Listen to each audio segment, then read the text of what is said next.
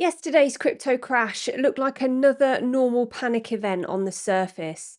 Bitcoin dropped hard, altcoins got destroyed, liquidations exploded across the market. Fear came back almost instantly. But honestly, I think what happened yesterday was much bigger than crypto traders got leveraged. Underneath the sell off, the market may have been reacting to stress across the entire global financial system at the same time. And once you zoom out far enough, you start realizing this story connects the Iran tensions, oil markets, US debt, China and Japan reducing Treasury exposure, the future of the dollar, and even why stablecoins may quietly become one of the most important financial products in the world. So, today I want to break all of this down properly because I think most people are still looking at crypto as if it trades in isolation, and it really doesn't anymore. Now, quickly, if you're new here, my name's Paula, and on this channel, we actually look beyond the charts and the headlines to try and understand what's actually happening underneath the financial system, the crypto markets, and the global economy.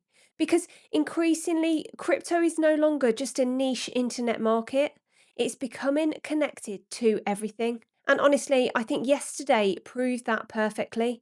The first layer of this crash was obvious: leveraged liquidations. Crypto markets had become overcrowded again. Too many traders positioned for continuation higher, too much leverage in the system.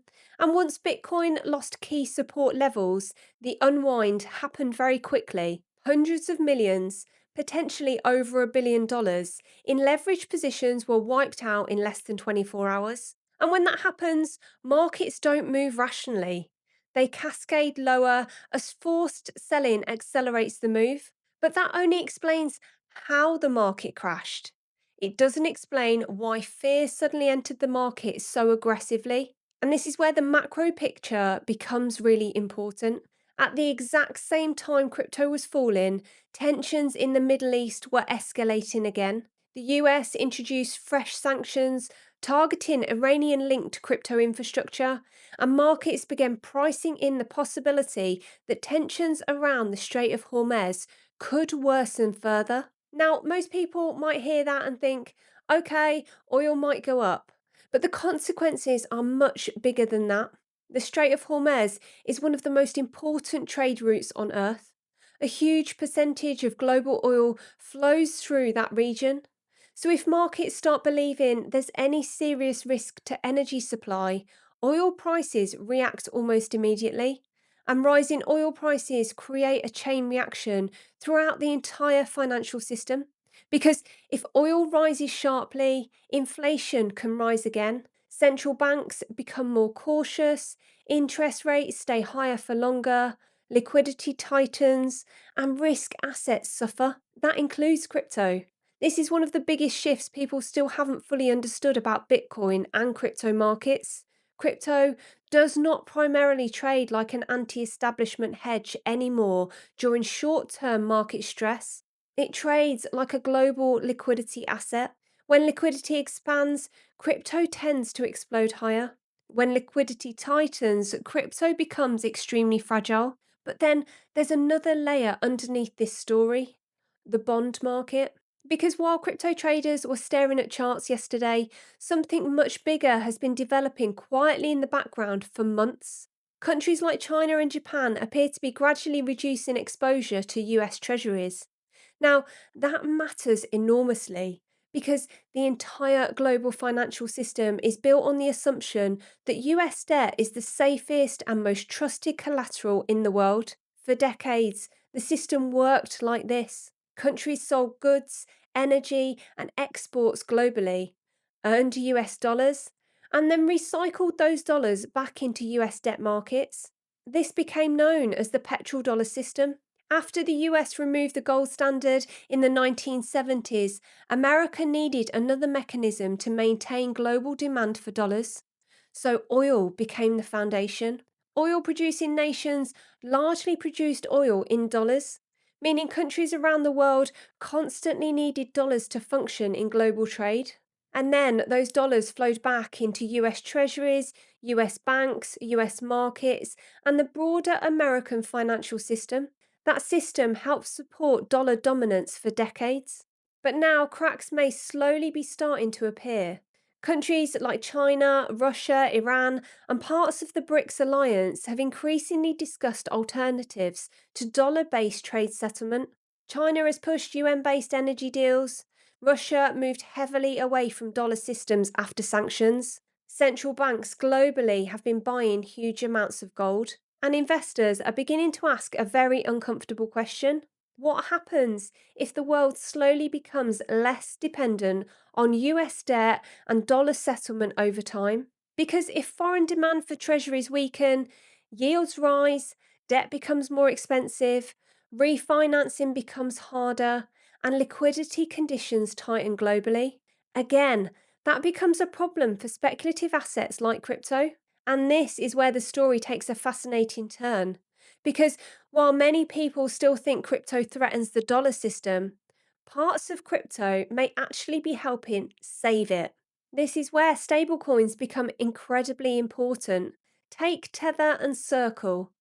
USDT and USDC are essentially digital dollars moving across blockchain rails 24 hours a day globally. And in many parts of the world, people already trust stablecoins more than local banks. Think about that for a second. In weaker economies, people hold stablecoins instead of local currencies. Businesses settle international payments with them.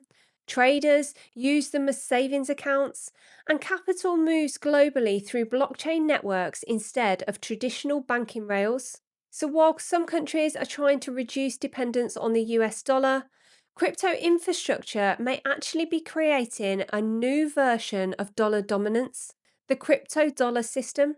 And honestly, I think this may become one of the biggest financial stories of the next decade. Because if the future financial system becomes tokenized, internet native, AI driven, and blockchain settled, then the question becomes, what currency powers that system? Right now, the answer still appears to be the dollar, just in digital form. And this is why stablecoin regulation suddenly matters so much. Governments aren't only regulating crypto because they're scared of speculation anymore. They're increasingly understanding that stablecoins could become core financial infrastructure. The future financial system may not look like crypto replaces banks. It may look more like banks, governments, stablecoins, tokenized assets, and blockchain networks slowly merging together into a new financial layer underneath the existing system. And I think yesterday's crypto crash exposed something really important. The market is no longer reacting only to crypto narratives. It's reacting to war risk, debt markets, energy flows, global liquidity, reserve currency dynamics, and the future structure of money itself. Which means what we're watching now may be much bigger than a normal crypto correction. We may actually be watching the early stages of a transition into a completely different financial system. And ironically, some of the same forces hurting crypto short term may end up being the exact forces that strengthen its long term importance. And this is why I keep saying that most markets price hype faster than infrastructure, because underneath all the fear and volatility right now, the infrastructure side of crypto is still building quietly. Stablecoins are expanding, tokenized assets are growing, governments are discussing digital currencies, banks are experimenting with blockchain settlement, and financial institutions are increasingly preparing for a more digital version of finance underneath the surface. So, yes, yesterday's crash was painful, but I honestly think the biggest story is what the crash is revealing about where the global financial system may be heading next. If you found this video interesting, you need to watch my video on how stablecoins and digital currencies are quietly reshaping the future financial system next, because it connects directly to everything we've talked about today and explains why governments suddenly care so much about crypto infrastructure. I'll link that on the screen now. And as always, if you enjoyed the video, don't forget to like, subscribe, and let me know your thoughts in the comments below. Do you think crypto is still an outsider in the financial system?